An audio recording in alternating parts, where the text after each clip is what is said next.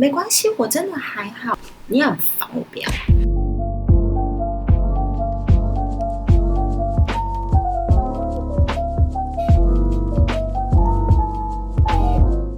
嗨，大家好，我是林老师 ，I'm Miss Lin from 台湾。今天的来宾是我妹妹珍秀。嗨，大家好，又是我。好，那我们今天要来讨论，台湾人是不是很不喜欢说真心话？我们是不是常常讲客套话？客套话就是一种话，然后这一种话不会伤到别人的心，所以讲出来可能会有一点不真诚，但是其实是出自于好意。你觉得呢，珍秀？你平常会讲客套话吗？我还蛮喜欢讲客套话。讲什么客套话？我在上班的时候都要讲客套话。对啊。例如，像我的同事剪了一个不好看的发型，我就要说啊，还不错啊。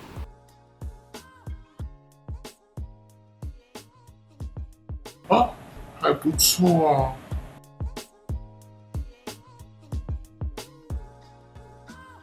这样。然后我只是说有人约我去吃饭，我其实很不想去，我就要说下次约啊，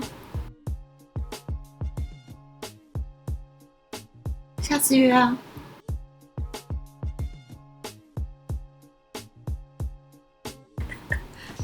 这集完了，大家会不会觉得我很讨厌？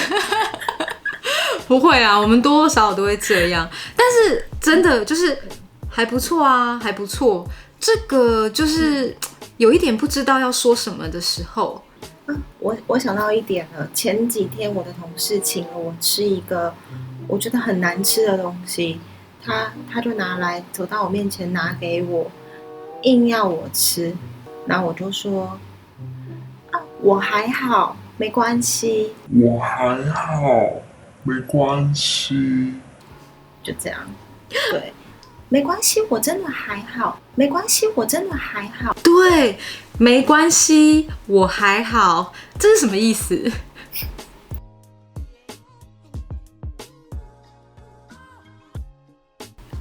就我不要啊，你很烦，我不要。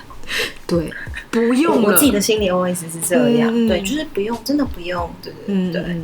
对。但是我们又害怕，如果直接说我不要，人家会觉得哇，你这个人好直接，或者是对，会是一个基于礼貌的问题，所以我们才会讲说，哦，我还好，没关系，没关系，对。如果你跟上司、同事，或者是你男朋友、女朋友、老公、老婆的爸爸妈妈、长辈们讲话，我觉得用客套话有的时候很重要，不一定是说你不真心，而是说你不想要讲话太直接，然后伤害了你们之间的感情或是关系。那这个我也常常讲。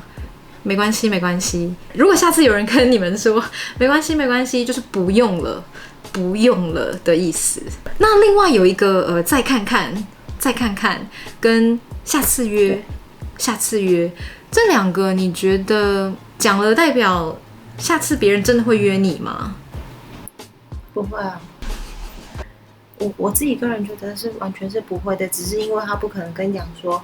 哦，不要，你知道台湾人很少会很直接的当面跟你说一些事情，然后他们基于礼貌，基于怕尴尬，所以他们就会跟你说下次约再看看，然后想说再看看有这么长的时间人家可以等，或者是可能就会觉得这样无声无息了，所以就觉得说这一些话会比较好一点。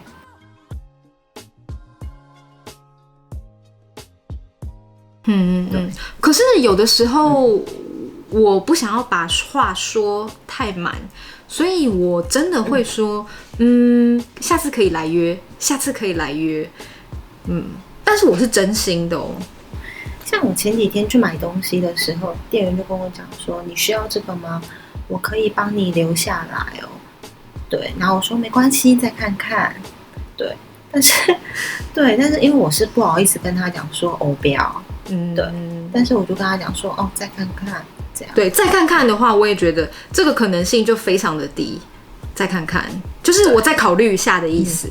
如果去一家服饰店，你想要买衣服，然后你再考虑要不要买，最后你可以跟那个店员说，没关系，我再看看。